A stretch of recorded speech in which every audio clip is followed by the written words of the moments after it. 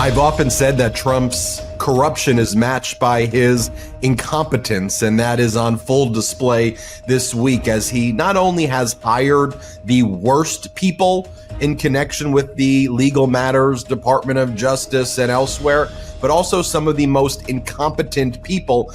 And we're actually now seeing a mass exodus, a mass resignation of the competent people, even the competent, conservative, MAGA adjacent federal prosecutors are saying, you must think I'm a fool if you want me to do some of the things that the attorney general and the deputy attorney general are ordering us to do here in the various federal prosecutorial divisions. So let's cover first the mass resignations of some of these federal prosecutors, both in the Southern District of New York as well as in Main Justice in the public integrity section. But first, I want to just remind everybody as we go through this theme, incompetence and corruption, who is Donald Trump's attorney general?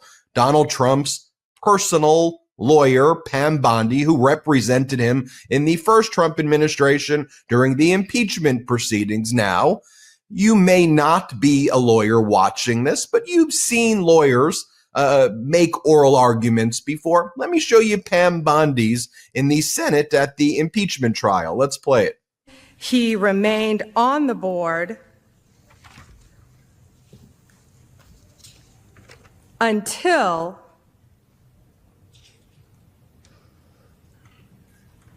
April of 2019. We also know that. Now, I'm a law professor and I teach both law students as well as undergrad students. Now, if that was the very first presentation that my undergrad students gave, I'd probably still give them a B- to a C. It'd be a failing score for a law student, that's for sure. That's our attorney general, who also this week announced that she was filing charges against the New York governor as well as the New York Attorney General, Letitia James. Let me play for you a portion of this so you can see the announcement. Let's play it. We're here today because we have filed charges against the state of New York. We have filed charges against Kathy Hochul. We have filed charges against Letitia James and Mark Schroeder, who is with DMV. This is a new DOJ, and we are taking steps to protect Americans, American citizens, and angel moms, like the mom standing right behind me, who you're going to hear from in a moment. New York has chosen to prioritize illegal aliens over American citizens. It stops today. As you know, we sued Illinois, and New York didn't listen. So now you're next. Okay, well, there actually weren't charges that were filed. When she made the announcement, actually nothing was filed. It turned out that a civil lawsuit was filed based on a 2019 law that existed during the first Trump administration, and it does none of the things that she said she was doing, as she was using parents who had horrific stories as props on the stage. That's a commonality of the Trump administration. You think about Elon Musk using his, little kid as a prop as the kid taunts Donald Trump. So, Popok, I want to show you one other clip, but we'll break all of this down. It's kind of a 1 + 1 = 2 kind of thing, so where you have that level of incompetence, that level of corruption. What it leads to, what it equals, is somebody like New York Mayor Eric Adams, who engaged in a massive bribery scheme with foreign countries, overwhelming evidence in recent Department of Justice filings. They talked about that they got even more evidence about the severity of the crimes, the even more bribes than they initially expected. But a quid pro quo was entered between Trump and his Justice Department and Eric Adams, that Eric Adams would just have to do basically whatever MAGA wanted, whatever Trump wanted, and they would basically control him. They would dismiss his criminal case without prejudice, but they would control him. So then he and Tom Homan, Trump's border czar, went on Fox and just the brazen criminality as they laugh about the deal that was entered, which led to the resignations of a lot of conservative lawyers from the Justice Department and from SDNY. Play this clip. If he doesn't come through, you're up early anyway. if he doesn't come through, I'll be back in New York City, Right. and we won't be sitting on the couch. I'll be in his office, up his butt, saying, "Where the hell is the agreement we came to?" So, and I want ICE to deliver. And I want ICE to deliver. We're going to deliver for the safety of the people of this city. Right. Michael Popok, welcome to Legal AF. Everybody, welcome to Legal welcome AF. to my own show. How you doing? Good, how are you? All right. So yeah. So Eric Adams, let's start there, and Pam Bondi. I know both of them reasonably well. I donated to Eric Adams. I met him in person when he was campaigning originally before all the corruption scandals broke out. Pam Bondi, I was in Florida when she was the attorney general, worked under two different governors. She's not qualified to be leading the Department of Justice. As you said, if she was in a moot court competition, she'd come in dead last. She's not articulate. Her thought process is often mangled and muddied. But let's be frank with the American people. You and I like to look them in the eye and not blow smoke or sunshine. The Attorney General of the United States is not Pam Bondi. The Secretary of State of the United States is not Marco Rubio. Treasury Secretary of the United States is not Scott Bessent. It's a combination of Donald Trump and Elon Musk. And that is who is running. They've said it out loud. They said the quiet part out loud a while ago. They said that the chief law enforcement officer for the United States is Donald Trump as the head of the executive branch, and everybody's under him. These are all just meat puppets that are just tasked by a combination of Trump. I think his mouthpiece for most of this is Stephen Miller, who's the White House counsel, one of the White House counselors, who gives the marching orders to these people and tells them what to do and what to say and who to sue and what positions to take and what press release to give out in order to look like they're tough on something. And the one that I liked a lot when you talk about the weapons of mass distraction, because that's all we're watching. It is already in the first 3 weeks what I consider to be the beginnings of a failed presidency. Accomplishing nothing for the American people. The 119th Congress isn't doing a darn thing about kitchen table politics or what's important to people's purses or pocketbooks. Not one law has been passed to help them, nor will there be in the first 100 days or the last 100 days. And Donald Trump's not going to accomplish anything other than implementing the Heritage Foundation, arch conservatives, Christian right conservative values, making good on campaign promises for which he put up his presidency up for sale. And we've seen since the election, it's hard to believe that was November 5th, we've seen that Donald Trump considers himself to be a short tracker. He's got a short time horizon here. I mean, literally has a short time horizon, given his age, but he has a short time horizon because he knows that it's likely that based on what he's trying to do now with the limited time that he has, that he's going to be run out on a rail, or at least the Senate and Congress will be at the midterms. He's worried about that. He's trying to do maximum damage in the shortest amount of time possible. The other thing that he cares about, to paraphrase Ty Cobb, one of his former lawyers, is that there's two sins that motivate Donald Trump. You touched on one of them. One of them is the sin of greed. The other is the sin of retribution. And what we're watching time and time again as the distracting moments, the shiny objects, let's buy Greenland or take it by force. Let's buy Panama Canal or take it by force. Let's turn our back on our allies in trade and in security and in military operations, while we let Elon Musk take a sledgehammer to things that are important to our way of life, to the things that are important to red states more than even blue states, and then blame Elon Musk down the road if he can. While he's doing all of that, the Trump family since November 5th has made over $200 million. Over $200 million have lined their pockets. Melania, $40 million deal with Amazon, owned by Jeff Bezos. He paid 3 times more than the next highest bidder, which was Disney. Okay. Why? The delta, I suggest, is a bribe. $40 million to Melania. That Trump meme coin, $ Trump, that is now trading at about $17, $18 from some high. I'll tell you who made money. 2 people, 2 entities. The Trump family made $100 million brokerage fee. Just broker the buy and the sell of the meme coin since it was launched. Doesn't matter what happened to the price of the stock. To the meme coin. He's making it on the VIG. That's $100 million. And there's some wallet, there's some Bitcoin or crypto wallet in China that on day one made $100 million on a $1 million purchase. Insider trading, who knows? But those are the only ones. 8 out of 10 of the other investors all have lost a considerable amount of money. And then you add in the money that Donald Trump is getting from the social media platforms, including yesterday, a $10 million payment from Elon Musk, who works for him. Where is the ethics in government? When you get rid of the government ethics head and all the watchdogs, there isn't any.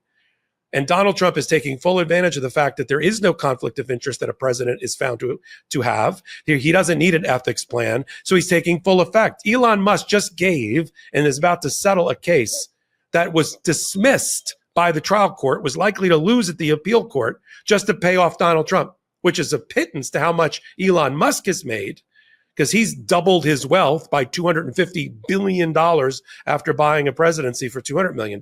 So you add up all of these Meta settlements and Amazon settlements or payments and then I haven't even turned to how much Don Jr. and Eric have made by being placed on boards of companies and gotten stock in return and watching that stock skyrocket because they're trying to curry favor with Donald Trump. The Biden crime family, we're watching the Trump crime family robbing banks in plain daylight. And so is it a shock to me as a native New Yorker to see that Donald Trump figured out that there was a way transactionally to go after Eric Adams, that he had an Achilles heel, a guy that was indicted, not only indicted for bribery related to the Turkish government trying to get its consulate approved and have the fire department and the building department look the other way, because the building wasn't ready. The building wasn't safe.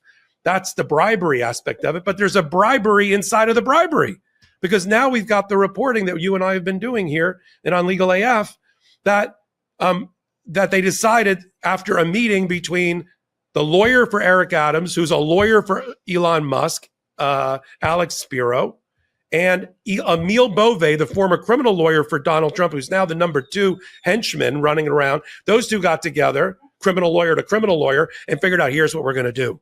We're going to dismiss the case, but without prejudice, so we can bring it again if he doesn't get rid of the sanctuary city status for New York and do what Tom Homan tells him to do. The guy you just saw on Fox and Friends couch next to Eric Adams. That's called extortion. That is the reason seven prosecutors have all resigned, including the heads of the Public Integrity Unit in Washington and the acting U.S. attorney in Manhattan, because they're not willing to participate in the extortion of a public official by the federal government and Donald Trump.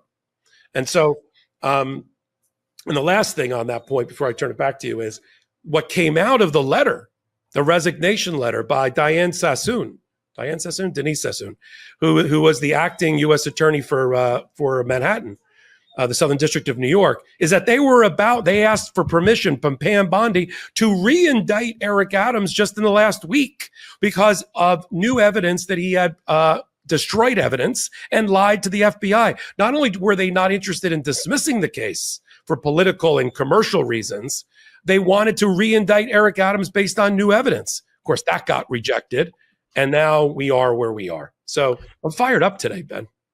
Fired up as well. I think it's a Danielle Sassoon. Yeah. Sassoon. And just so people know what her background is, she wrote in her resignation letter, she clerked for the Honorable Harvey Wilkinson III of the U.S. Court of Appeals for the Fourth Circuit. You don't get more right-wing and conservative than Judge Wilkinson, for those who know who he is.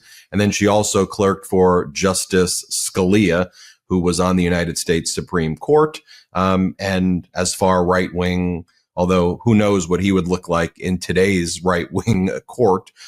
She says in her letter that both men instilled in me a sense of duty to contribute to the public good and uphold the rule of law and a commitment to reasoned and thorough analysis. I have always considered it my obligation to pursue justice impartially without favor to the wealthy or those who occupy important public office, or harsher treatment for the less powerful. And this is a powerful statement made by Danielle Sassone in her resignation from that position. I mean, to give some of our legal AFers background, it's very hard to get those jobs. Clerking for the Supreme Court is, only the top law students from the top law schools can even compete to even be considered. It's like being in the Olympics. There's a small group of people in terms of being a law student, and someone who pursues that path, they usually clerk at a Circuit Court of Appeals first, get a recommendation, then try to clerk at the Supreme Court. And that puts them on a track usually to be top lawyers within the Department of Justice and private practice, which they may go back and forth, then take more senior roles in those various areas.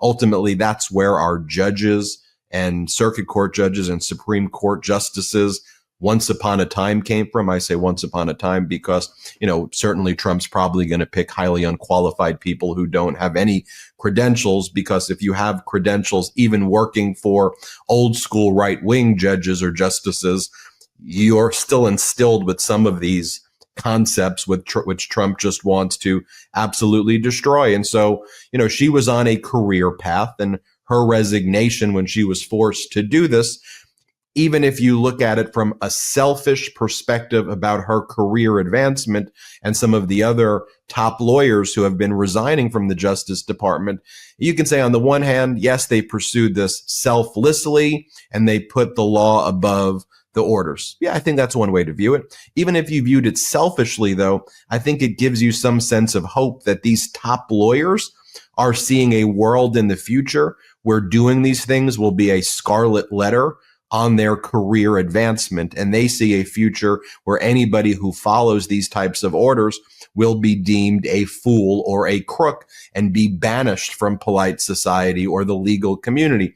I mean, her underling, who's a top lawyer as well, though, a guy named Hagen Scotton, I think he got 2 bronze medals. He served admirably in combat. He clerked for Justice John Roberts. He's an assistant at that same office, the Southern District of New York. He resigned. In his resignation, he says, look, if no lawyer within the earshot of the president is willing to give him that advice, that what he's doing is illegal, then I expect you will eventually find someone who is enough of a fool or enough of a coward to file your motion. But it was never going to be me. And in this Hagen Scotton letter, it's interesting because he goes, look, I can understand how a chief executive, how Donald Trump, whose background is in business and politics, might see dismissing a case could give you leverage. I can see why they would think that this could be a good deal, but that's not what we as lawyers do. So any assistant U.S. attorney who would carry that out, who knows what the law is, and who would not tell him, no, you can't do that, you're almost worse, is what he's saying. And so he's sending a message to who we saw at the beginning of this episode, Pam Bondi, the attorney general, as well as Emile Beauvais, who was also Donald Trump's lawyer in the criminal case where Trump was convicted on 34 felony counts in New York. Emile Beauvais is the deputy attorney general, and he brought in all of these lawyers into the public integrity section of Washington, D.C., and basically said, I'm firing everybody unless I need somebody to dismiss this action. So just the kind of events that transpired was they asked SDNY, there's different, just so you all know, there's the main Justice Department in Washington, D.C., right? And then there are federal courts throughout the country. So, for example, there's a Central District of California, a Northern District of California, a Southern District of California. In New York, there is a Southern District of New York, an Eastern District of New York, a Northern District of New York. There are different districts in different states. Some states that are smaller only have one district. And then for each district court, you have a Department of Justice department or division in that state, and they're responsible and have a great deal of autonomy over that state. And then they report to Main Justice, which is in Washington, D.C., but ultimately what Main Justice is supposed to give those individual departments in the different states their autonomy to prosecute. And they're not supposed to interfere with it at all. There are some protocols where maybe Main Justice gets involved, but they're not supposed to interfere at all. So here, Main Justice in D.C. was ordering the Southern District of New York prosecutors. The acting head was a right-wing lawyer, Danielle Sassone, who's like, a MAGA adjacent. She's a right-wing person. Hey, you got to dismiss this case against Eric Adams. She said no. They said, you better do it. She resigned. Then a bunch of other lawyers there resigned. And then the Department of Justice in D.C., because no one in New York would file it, they said, okay, transfer it over to Washington, D.C., and we're going to have our public integrity division. We're taking over the case, which is that in and of itself is unprecedented. And SDNY is one of the most exalted offices, too. So like the fact that Main Justice would punch at SDNY like that's crazy, yet alone for this type of thing.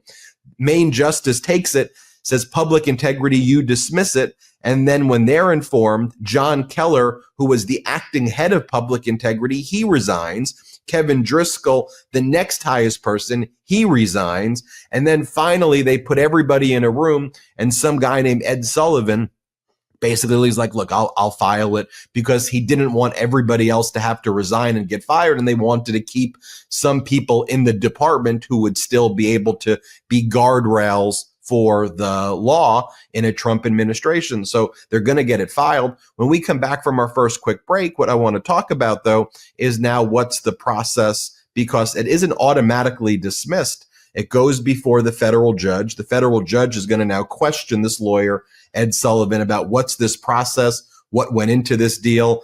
A grand jury indicted, a grand jury saw all of this evidence, and there was probable cause. And I've been hearing that there's more and more evidence. You'll see a scathing order that's going to come from the judge, even if the judge ultimately dismisses. We'll talk about that.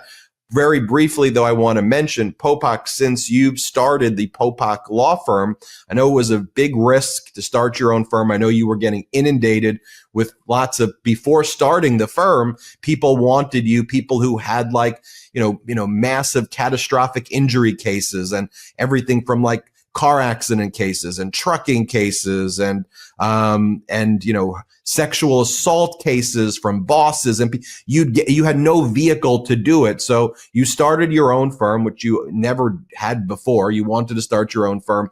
What's the phone number for it? And just very briefly, how's that going? Thanks, Ben. It's 1-877-POPOK AF. What else? 1-877 Popok AF. The website is at www.thepopokfirm.com. I'm keeping it easy. Yeah, the response from our audience, it has been more overwhelming than even I had thought when I decided to do it, sort of standing on the shoulders of what you and I made here on Legal AF. I mean, right now we're representing 2 families out of hundreds and hundreds that have contacted us, that we're kind of sifting through the cases now, but 2 that we are representing. One is one of the families in the American Airlines disaster that ended up in the Potomac, and we are proudly representing one of the families there, and another case out in Oklahoma. So, it is allowing me to sort of get involved throughout the country in cases and help people the way that I'd always dreamed and search for justice. So thank you. Absolutely. And everybody, make sure you check that out. I know, got a case involving a death. Those are the types of cases you take that are the more kind of catastrophic. You want to take them all, but, the cases involving the serious injuries, the catastrophic, all injuries are serious, but, those serious catastrophic injuries are really the ones that your firm is taking. So, pleased that you're handling that type of work, sexual assault cases, harassment cases, things like that. Okay. When we come back, I want to talk about more fallout from what's going on at the DOJ. Then let's talk about these charges that were filed by Pam Bondi. Let's talk about the various cases that are out there as well. Let's take a quick break. This episode of Legal AF is brought to you by Graza. Everyone knows I love food, and lately what's taken my food to that next level of flavor is Graza. Graza is my olive oil of choice. It's top-notch, extra virgin olive oil at an affordable everyday price. Graza is always fresh, never blended, and made from one kind of olive from one place. The Picayune olive from Jaén, Spain, where over half the world's olive oil is produced. Graza has not one, but 2 olive oils that come in a super fun squeeze bottle for ridiculously easy sizzling, drizzling, and everything in between. Sizzle, their everyday cooking oil, can handle the heat with a smoke point of 410 degrees Fahrenheit, and it's great for baking, sautéing, and, well, anything you cook.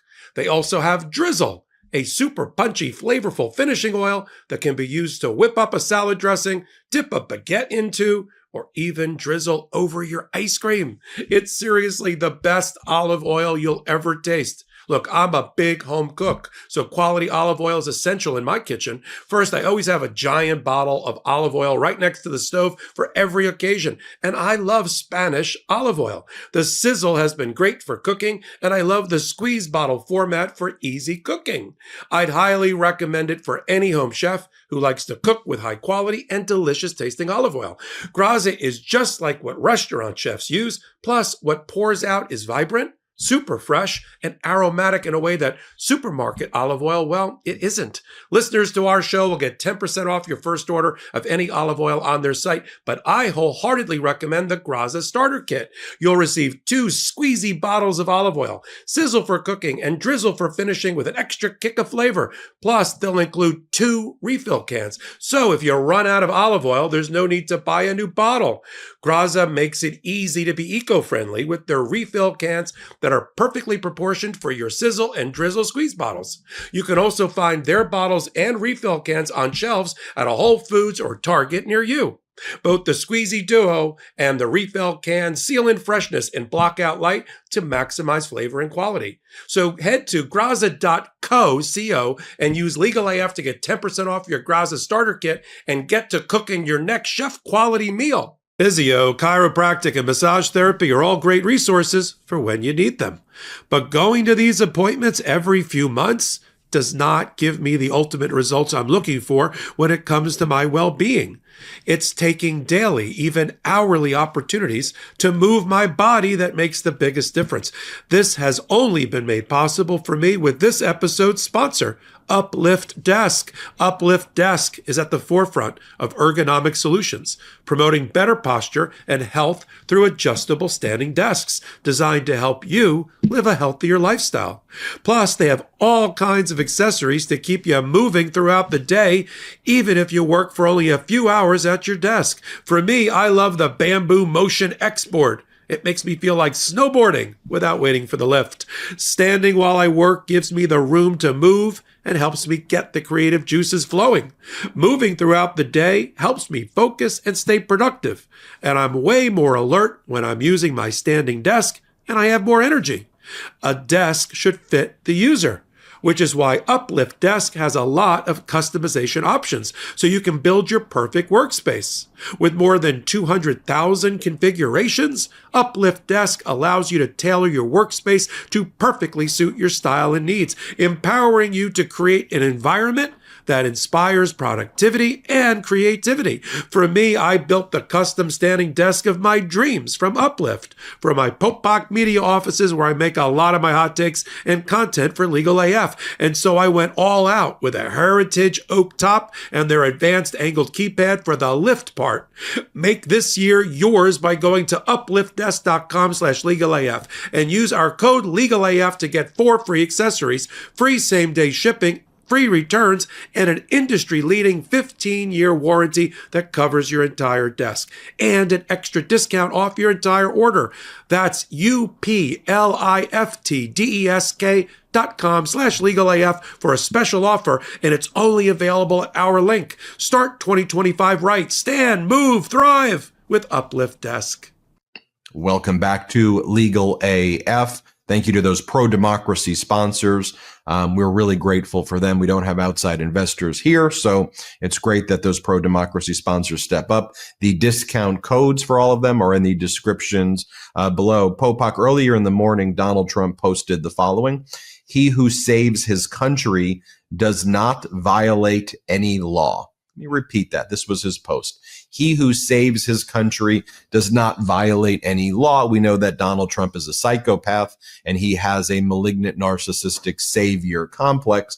So what he's basically saying there is, in my view, I'm going to start, well, he's already has, but I'm going to make it very flagrant that I'm not following any of the judge's orders. I think that's one of the things that is indicating.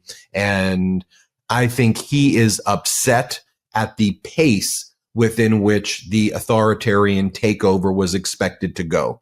I think in his mind, he thought by now he would have quashed all resistance in totality. The fact that, as we talked about in the first segment, you've got a lot of prosecutors who are standing up to him, United States attorneys and assistant United States attorneys standing up to him. The fact that you have Republican judges across the country, judges he appointed, judges Reagan appointed, judges who Democrats appointed, all kind of together. By and large, look, Trump and DOJ got a few wins on procedural grounds this past week, so I'm not going to say Trump lost every case.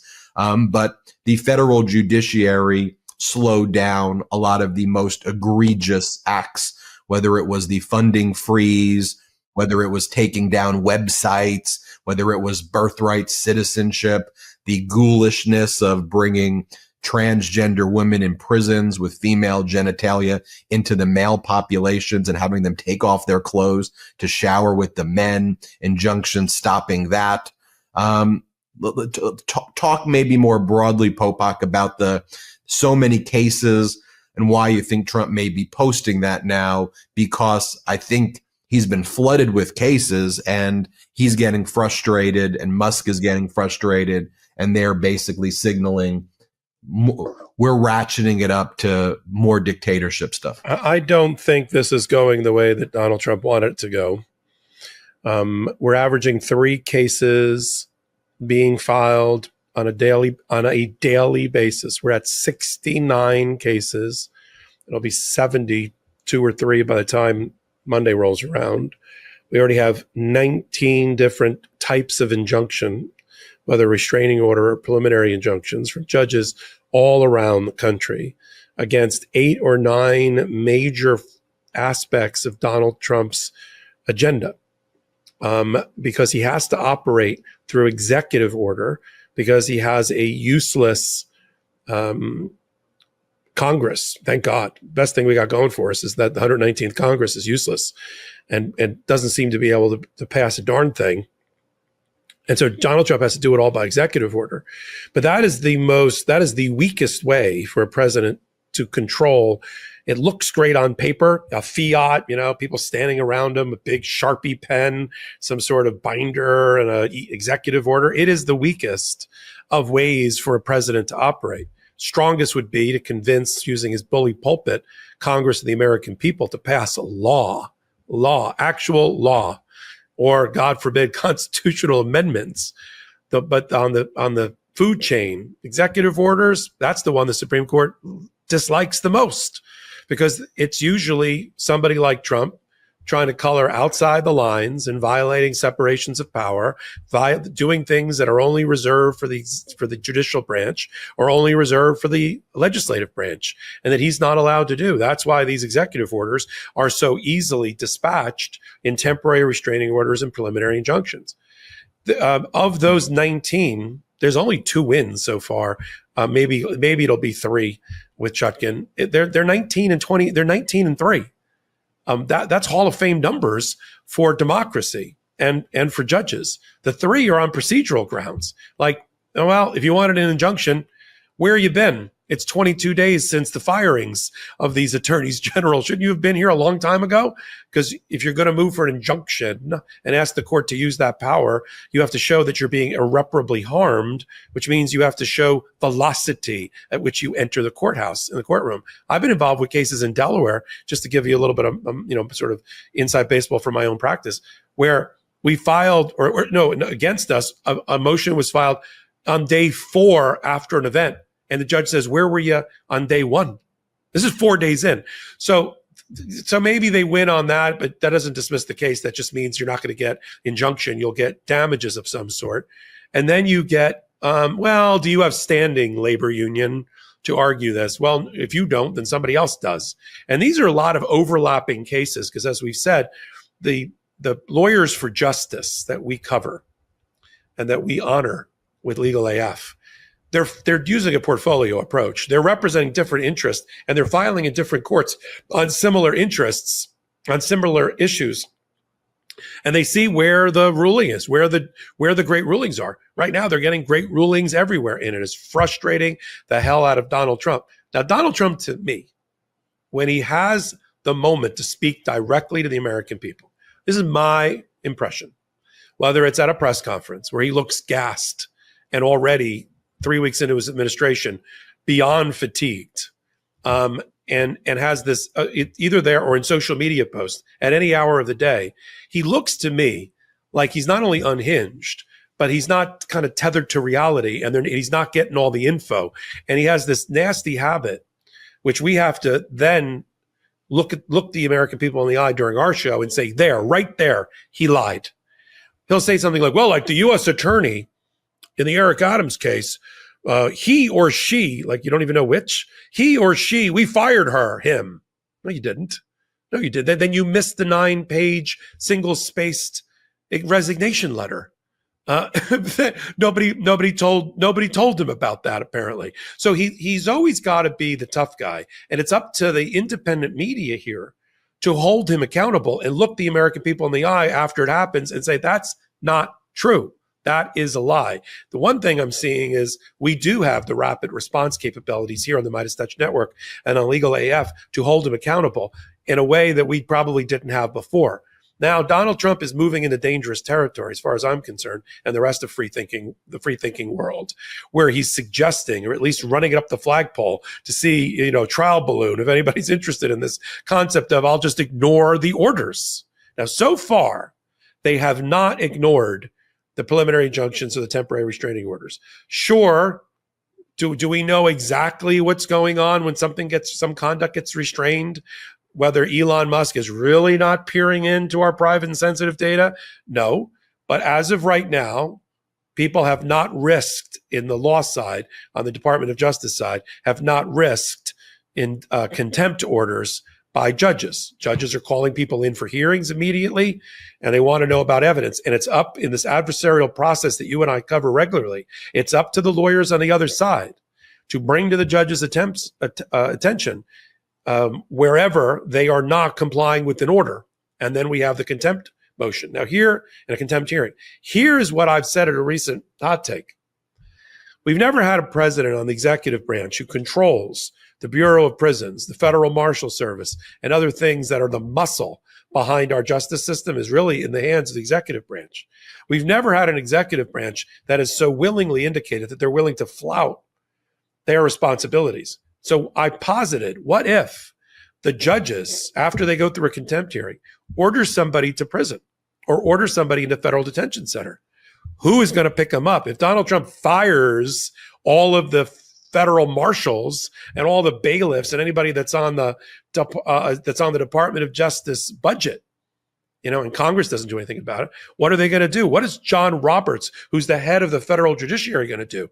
Are we going to have constables? Are we going to have deputized local sheriffs serve in the capacity of the police for the law, for the court system, and have jails available to them, like the DC jail in DC, and deputize their way through this? Because if Donald Trump tries to deny the court system the ability to enforce their orders, then where are we? And what's John Roberts and the other 9, or the 6 of the 9, what are they going to do? Wring their hands and say, well, I don't know, or are they going to get all upset because the court's orders are being flouted? See, even John Roberts, even Kavanaugh and Gorsuch, I think, believe that at the end of the day, their orders need to be respected. But what if? And we're dangerously moving into that world, as you just posted, as Donald Trump floats these trial balloons. Now, and a call to action section of our podcast, because I don't ever want to make it all doom and gloom, because there are things that we can do, and they don't just have to wait until the midterms. When the public and the public reception and the public rebuke of Donald Trump remains very, very important. We just saw an example of it when they tried to announce that the government was going to give Elon Musk, I don't know, $40 billion, whatever it was, for armored cyber trucks. And then the press, the public came out and said, "Are you effing kidding me?" And then suddenly, oh no, it's not Elon. We're not going to give him that money, or that's not. We have to continue to speak truth to power and call these things out if we have any chance of controlling Donald Trump with the 2 years until we get to the midterms. So I guess my takeaway is the following. I'll summarize it this way. The federal court systems and the federal judges that we are handpicking to handle these cases are doing the Lord's work, right? Are doing a yeoman work to preserve our democracy. It is working so far. The process is working. Appeals, there's now 2 or 3 appeals. We're going to see how these moderate appellate courts do. And then we're on a fast track to the United States Supreme Court. Their last oral argument is usually in April. But I think they're going to be called back quite frequently this summer for emergency applications related to Donald Trump's attempts here. What do you think, Ben? This is all heading to the Supreme Court. That's where all of these cases, as you say, it's about 19 losses for Donald Trump, about 3 procedural wins, which basically means Trump delaying emergency relief against him. Not that the cases are actually dismissed. These cases will work their way up the various court of appeals. Remember, there's district courts, court of appeals, and then the United States Supreme Court. And cases of this magnitude and profile will be heard by the Supreme Court for sure on a fairly expedited basis, I predict. Trump's been losing so far in the Court of Appeals as well, where he has tried to overturn some of the district court orders that I referenced a bit earlier. The question with the United States Supreme Court, which gave Donald Trump absolute immunity, but the Supreme Court rather naively, with Chief Justice John Roberts saying, hey, why we need absolute immunity is because I'm worried about chilling what the executive functions can be. We don't think that the parade of horribles that are being referenced about why there shouldn't be immunity, that those things are ever going to be used. The bigger concern is stopping and inhibiting the president from exercising judgment, not that somebody will actually want to be a dictator, to which special counsel Jack Smith's team and others were saying, no, he's actually saying he wants to be a dictator. So as we've always said, if you give Trump an inch in court, he takes your life. Trump is a very weak and pathetic individual. I won't even call him a man. He's a very weak and pathetic individual. When you ultimately confront him and you stand up to him, he backs down, he loses, he runs away. I'll give you a court reference. E. Jean Carroll continued to just persist and push her case forward. And when Donald Trump was called to testify, rather than defend himself, he fled to Scotland and Ireland and pretended he was building something. Didn't even show his face in the court. He wasn't obligated to be there because the parties took his deposition, and it was an awful deposition against Donald Trump. So from the plaintiff's perspective, from E. Jean Carroll's lawyer's perspective, it was more powerful to have Trump not there, and the message that sent to the jury that he doesn't even value your time than having him there. Just play his deposition where he said in the deposition how fortunately or unfortunately, wealthy people can sexually assault women. That's historically things that happen, where he confused E. Jean Carroll for Marla Maples, and he thought that E. Jean Carroll was his other wife and one of his wives, and then he said that she's not his type, and Donald Trump made a bunch of other horrific statements that made that a very, very, that made that deposition awful. So they were pleased to just be able to play it on the plaintiff side. But he fled, he ran away. I mean, just think about over the past the 3 weeks, 4 weeks, how many things he's threatened. Canada, we want to annex you. We want to conquer you. Canada goes, okay, well, why don't we just do what we already did, which is invest the same amount of money, $1.2 billion, and we'll do a fentanyl czar. And Donald Trump's like, okay, great. I did it. Look, I won. Look what I won. Could you imagine if Vladimir Putin said to Zelensky, hey, we're going to conquer you. We're going to take you over. And Zelensky's response is, hey, we need to be sovereign, but we'll give you a fentanyl czar. And Putin was like, great, let's do that. I'm a win. That's a win. And then Putin posted, hey, look at this big win that I did. Donald Trump is using the rhetoric of Putin, and then he's showing the weakness of like a blowhard schoolyard bully who talks trash, but then doesn't back it up. And so he's destroying our relations abroad. And he's also weak as can be, and it's shining through. I mean, just think about what he said, for today. Trump said that if Hamas didn't return all of the hostages to Israel, all hell would break loose. Trump set a deadline for noon East Coast time on Saturday, a holy day, but he set it for Saturday. And what did Hamas do? Hamas did nothing different. They released the hostages that were going to be released anyway under the deal that Biden negotiated. And then Trump then claimed credit that his threat did that, but they didn't listen to his threat. And then there wasn't anything that happened. And, he said this about Greenland. He said this about Mexico. He said this about all of these countries. And then he doesn't back it up. He doesn't do anything. And so they all know that you just stand up to him and he backs down. And so let me interrupt for 1 second before you move on from that. And then he sends somebody like JD Vance to Munich to address our allies and tells them that they're supporting the wrong brand of democracy, and that if they don't get with the Trump program and his brand of democracy, which looks an awful lot like fascism, then they're not going to. Then we're not going to support them. Another example of us withdrawing from our ally relationships, making us less safe. It was such a successful speech for Russia and for the alt-right German party that Russia TV celebrated. Think about it. It's hard for me as a person about my age to think about a presidency where the Russians on Russian television are celebrating a speech by our American vice president who said it was a public caning of democracy. This is Russia's wet dream, to have Donald Trump and JD Vance attacking democracies around the country. We're doing what Russia could never hope to have done every day, which is to destroy the brand of democracy in order to substitute it in for Donald Trump's brand of greed and oligarchy.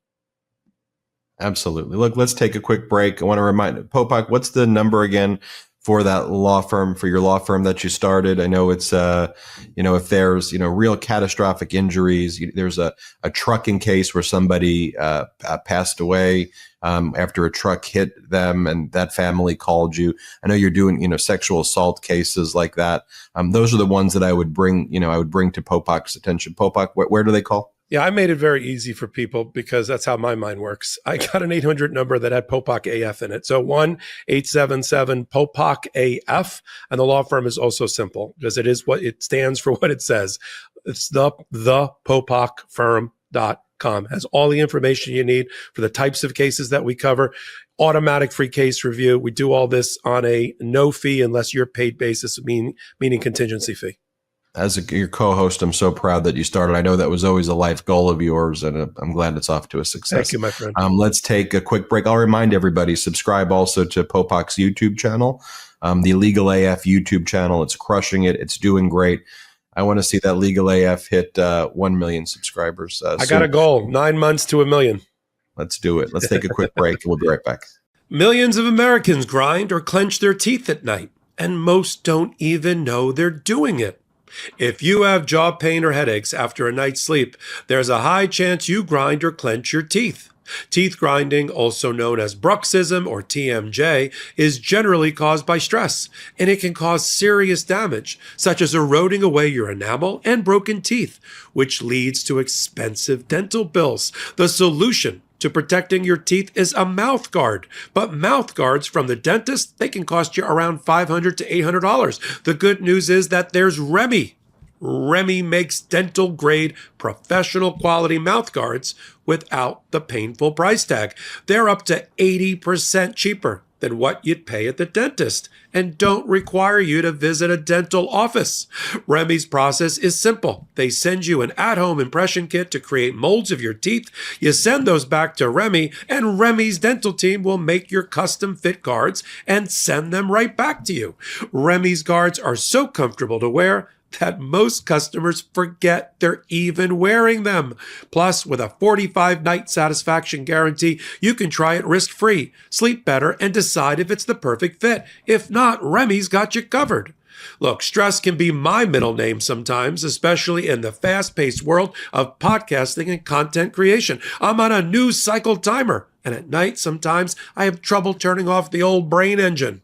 And I have a lot of dental work that my dentist would love if I did a better job protecting, including my smile. And then I found the Remy mouthguard kit. And now my dentist is jealous. The in-home process was so convenient, easy, and affordable using their custom impression kit.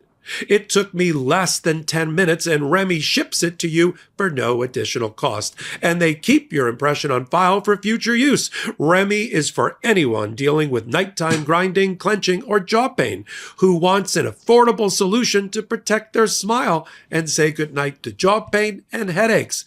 Head to shopremy.com/legalaf and use code legalaf to save up to 50%. That's 50% off at shopremy.com/legalaf with code legalaf. Give your teeth a break without breaking the bank with Remy.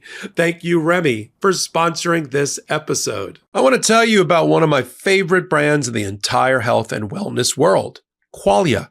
I've never felt better lately, in part because of the Qualia's products I'm using regularly. Qualia's science team is tackling some of the most challenging aspects of health and wellness that we all face.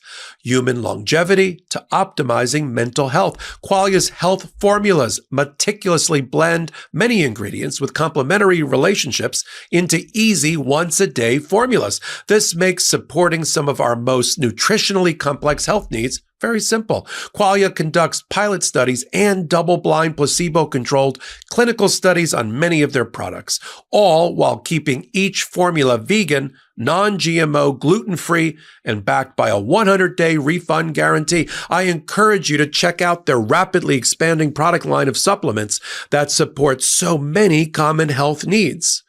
One of my personal go-tos is Qualia's Senolytic, a clinically tested formula that helps the body naturally eliminate senescent cells so you can age better. These senescent cells cause the symptoms of aging such as aches and discomfort, slow workout recoveries, sluggish mental and physical energy associated with that, middle-age feeling. Take a look at Qualia's line of truly inspired health formulas. Go to qualialife.com/legalaf and use code legalaf at checkout for up to 15% off your purchase. That's QUALIA life.com/legalaf for 15% off your purchase. Thank you, Qualia, for sponsoring this episode. Welcome back to Legal AF. Thank you to all of those pro-democracy sponsors right there. We don't have outside investors, so it goes a long way to help the growth of this show. It should be mentioned also, Popok, that one of the things that the Trump DOJ also did, connecting this now to what I showed you at the beginning, is they have halted or just completely dismantled the Foreign Corrupt Practices Act and the kleptocracy division that goes after specifically the attempt of Russians to try to bribe off American politicians. The Trump DOJ killed its elite anti-corruption unit, the Kleptocracy Initiative, famous for seizing Russian oligarchs' yachts, prosecuting the $4.5 billion 1MDB fraud. That was the Malaysian sovereign wealth fund that was being used by, what was that guy's name? Jolo? I think the guy's name was Jolo, and he would come here and, spend hundreds of millions of dollars at night, and goes to tell you some of the problems that exist with these sovereign wealth funds. And it's one of the things that Trump said he wants to create with Musk is his own piggy bank, his own sovereign wealth fund. So you have the dismantling of the kleptocracy unit, also indicate an executive order saying that the DOJ is not going to be prosecuting Foreign Corrupt Practices Act case, bribery cases. So American businesses are open for bribes. I mean, maybe that's one of the reasons that American businesses were supportive of this regime, because they saw themselves as the oligarchs. But let me just Let me describe to you the game, though. Let me show you this clip first, though, and then I'll describe to you what's really going on here with Trump doing all of these things. And you always just got to follow the money, right? So let me just show you. This is in the Oval Office. This is Trump being asked a question. And the question, just like the worst framing of a question ever, because this is how you have to ask Trump questions, as he's banned the Associated Press because they refuse to call the Gulf of Mexico Gulf of America. So now reporters are taught the way I'm going to show you this question right here. And so Trump then says that he thinks USAID interfered with the 2020 American election and the 2024 Indian election. Here, play this clip.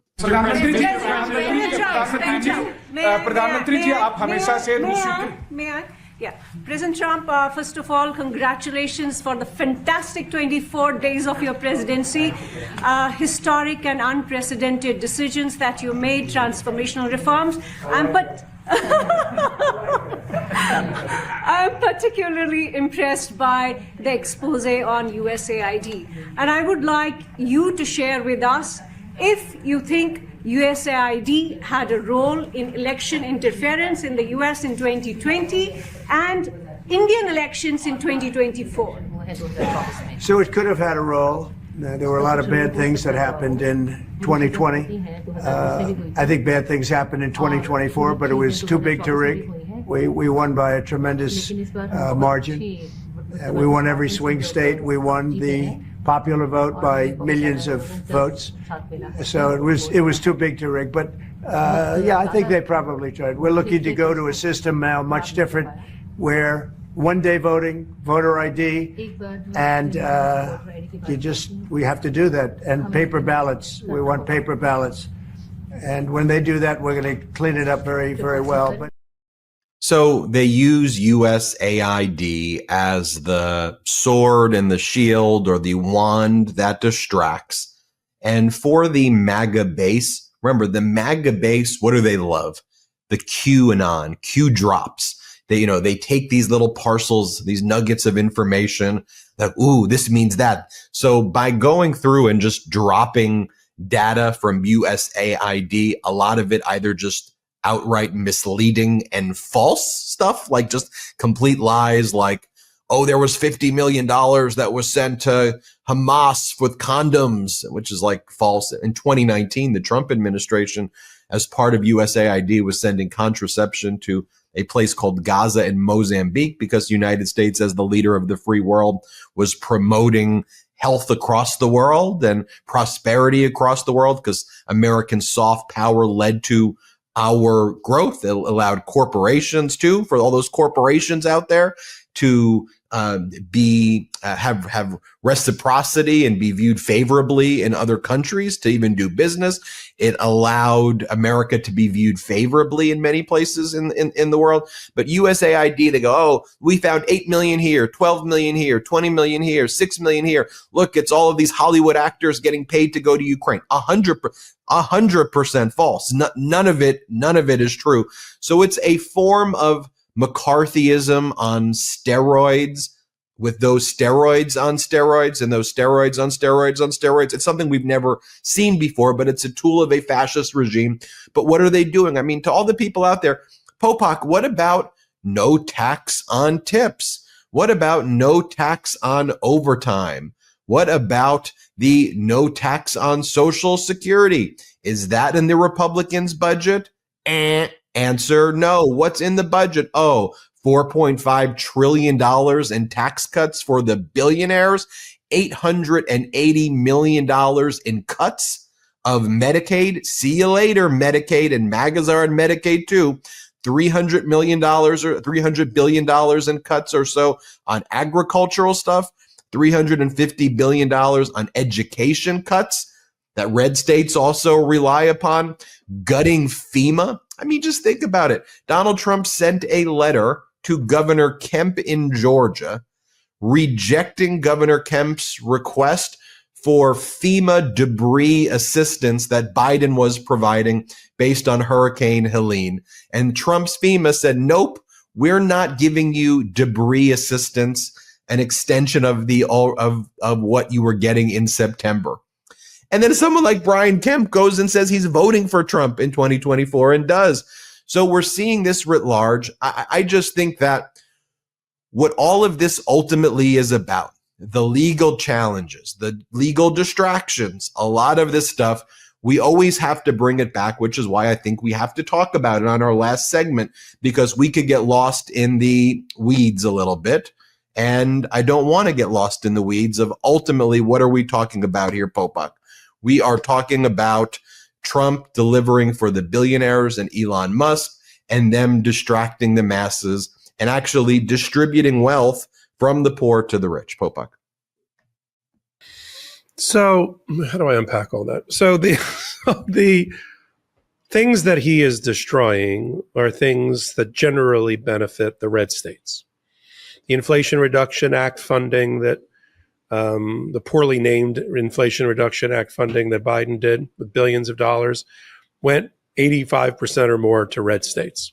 So all that clawback and all that no more funding and cut off the funding is just harming his own voters who are waking up now to realize that when he takes a position about the water crisis in California, your home state, and he has ordered that they open up reservoirs to show off the water supply in California during the worst time possible, which undermines proper water management and harms those places in California that are red, the farm districts. It just shows you that it's hard to believe this guy was once president the way he's operating. I just did a hot take, Ben, for Midas about the fact that Donald Trump and Elon Musk just let go all of our nuclear bomb experts from the Department of Energy, the ones that are responsible for our nuclear bomb making capacity, dismantling and creating bombs and weapons, powering our nuclear submarines, the counterterrorism around nuclear weapons. We just got rid of them after we've invested. Each one of them took almost 2 years to properly train and get top level security clearance. And through just an email from Elon Musk. And then they realized what had happened, that wait, those guys people that we just let go, they're responsible for our nuclear arsenal. They didn't even know that. That's because Elon Musk doesn't belong anywhere near the government. And he's letting people who are unqualified and have their own personal agendas pull levers of power in America, and only bad things can happen. We have a warped administration whose policies are warped by the ethical and financial conflicts of Donald Trump and the oligarchs around him led by Elon Musk. So they don't have the right poll star guiding them to proper policy that helps mom and pop America, because that's not in their interest. Racking up trillions of dollars of more debt and deficit to make my great-grandchildren pay for their profligate spending now is their goal. If Donald Trump doesn't leave office, I'm not making this number up. If Donald Trump doesn't leave office, $1 billion wealthier than when he entered, in one of the greatest criminal transfers of wealth that we've ever seen, I'd be shocked. So you know my predictions in the Popok time capsule. 3,000 or more lawsuits being filed against his administration, 80 to 90% of which will be successful. He's going to accumulate $1 billion between himself and his family, and the others, like Elon Musk, are going to triple, if not quadruple, their net worth before this whole show is over. I've said nothing about how it impacts the American people and their economy, their personal economy, because it's not going to be favorable for them, because none of the policies that are being generated by this warped mind and administration are going to benefit the American people, except for the little bread and circus, as you mentioned it. No tax on tips. Oh, here, throw this little crumb over here, little crumb over there. Forget the crumb. Where's the bread? I'll take a half a loaf at this point. And so we have to continue to open the Americans' eyes and get the scales to fall from their eyes and see what you and I so clearly see, and those on the Midas Touch Network and Illegal AF, which is another kleptocracy. When I hear the Department of Justice has decided to get out of the policing bribery business, that they think it's better for we're supposed to have American business that reflects the values of our country. I'm riding around where I'm at now. I see all these like Trump signs. Take America back. Take America back from whom? From other Americans? We are supposed to have American ideals. That's supposed to mean something. And we want businesses to reflect those ideals. If we left businesses to their own devices, all they care about is shareholder value and a return on investment and the bottom line. They don't care about where you sleep tonight, how you eat tonight, how your kids go to school tomorrow, and what's in your refrigerator. They don't care about that because it doesn't make them money. Donald Trump says, let's get rid of not only the Foreign Corrupt Practices Act, let's get rid of the Foreign Extortion Act, because businesses in America should be able to freely bribe their way to the top. That's what America are we living in? As I've said, he is taking the beating heart of the American democracy and he has shrink wrapped it in some sort of, right, like a wrap around a car of this MAGA thing. And we got to bust it out, right? Because you and I are just going to spend the next 4 years or 2 years of the midterm election, not only talking about the 2,000 or 3,000 cases, but all of these value and policy propositions. This is the difference between the parties and between fair-minded and fair-thinking people and the other thing on the other side. You know, we would never as a party be able to do the things that Donald Trump is doing because we have morals and we have values, and those are supposed to reflect America. And so that is the struggle. It's good and evil. It is that you and I are on the forefront of, and by extension, our committed, engaged audience. You know, and for me, it's just about what is the objective reality? What does all of the data truly state? And I saw somebody, I think on TikTok, make this observation. I thought it was funny. Someone was like, you know, I really never liked group projects in high school because I'd often get stuck with people in my group and they wouldn't work hard, or they would, you know, lie or slouch or whatever it would be. And then they said, you know, America's one of these group projects that I just can't stand this group project. It was a funny analysis because, you know, what pains me throughout all of this is the manipulation seems fairly obvious. Right? It seems pretty basic what the billionaires are doing. And it's not even a matter, and it shouldn't be a matter of, oh, Democrat, Republican, Independent, Green Party, whatever. It should just literally be like, y'all realize that the rich people keep on fooling you and they're treating you like you're stupid, and you're kind of proving them right that you are by keep on falling for the same thing over and over again. Isn't that's like the definition of insanity? It's like obvious. They're lying to you about no tax on tips because they're trying to get Vegas voters. They're lying to you about no tax on Social Security because they're gutting Social Security. They're lying to you about all of these things, and you keep on falling for it every single time. And all they have to do is use the word transgender or this, and it works you up, and then you vote against your interest. I mean, I teach sports law at a university in Southern California, so I'm familiar with Title IX, which says, for example, that male and female sports are supposed to be treated equally. That's a law. It's called Title IX. Well, Donald Trump said, look, I'm supporting women, and that's why we're not going to allow the 9 transgender athletes to play in the NCAA. He didn't say 9. He acted like you would think there were transgender athletes everywhere because he wanted to use this to bully. He signed an executive order to make a whole big show of this. And how is this framed? Oh, Donald Trump is helping women's sports. The Trump Title IX guidance that just came out said that male sports don't have to share their name, image, and likeness endorsement revenue now that they can make money with women's sports. So they just gutted the ability of women's sports and women athletes to get paid equally as male athletes. That's actually going to affect mostly all women athletes. There was going to be a rev share, which is what Biden proposed. Now there's not a rev share. What Donald Trump proposed, and people got so angry at the one volleyball player in San Jose State who was just trying to live and exist that they literally just hurt their own pocketbooks and their own income, and they used it under the banner of championing women's sports while women's sports was just gutted. What did Donald Trump do? He walked around, and said, FEMA's not doing this for the people of North Carolina. I'm going to help you. FEMA's not doing this for Georgia. Biden's FEMA's not doing this.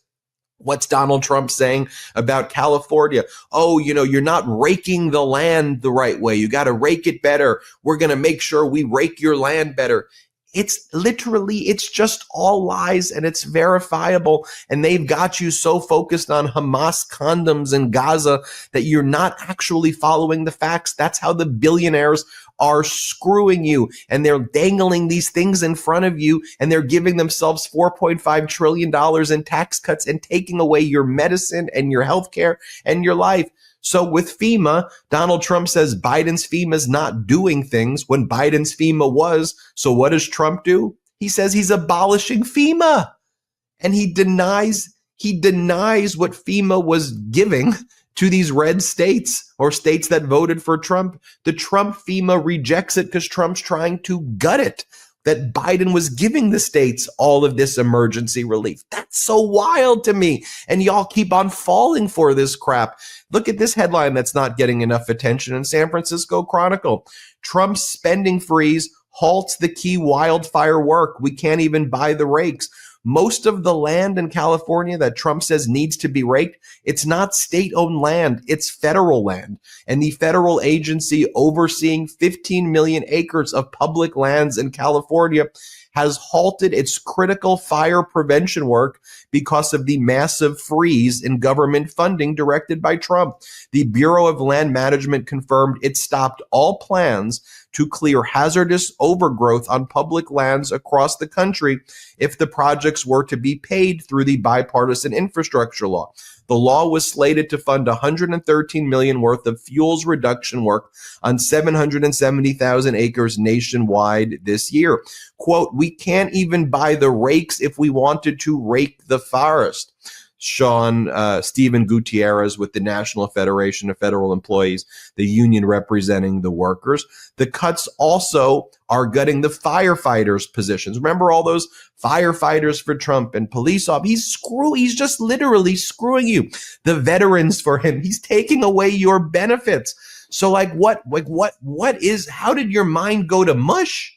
I mean, how do you keep getting, you're not watching this, but maybe you're undecided. I don't know. How did their minds go to mush and just become so easily manipulated? And that's why we do this show. I mean, that's why we've created this network to just get out the facts. And I can show you the data and do my best because corporate media wants to have 6 people on this side of the office and 6 people on this side of the table. Oh, Gulf of America, Gulf of Mexico, Gulf of America, Gulf of yell. That's stupid. Okay, who cares? Okay, at the end of the day, your life is being harmed by these policies, but you are stuck in rage algorithms that you're literally voting against you and your kids and your grandkids. And so we'll use this platform to continue to grow. That's the end of Legal AF for today. We'll keep growing together. The Midas Touch YouTube channel hit 4 million subscribers. Thank you, everybody, for getting us there.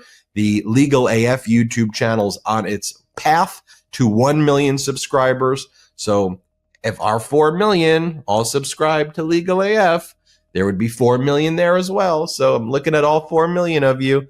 Please subscribe today. And again, as we said before in the show, Popok just started his new Popok law firm, off to a great start. He's already signed up some wrongful death cases, some catastrophic injury cases, some real sad cases, the case involving the plane crash over Washington, D.C. I'm so proud of Michael Popok for taking the risk of starting his own firm. I know it was something he always wanted to do, and I'm glad to see that it's taking off so quickly.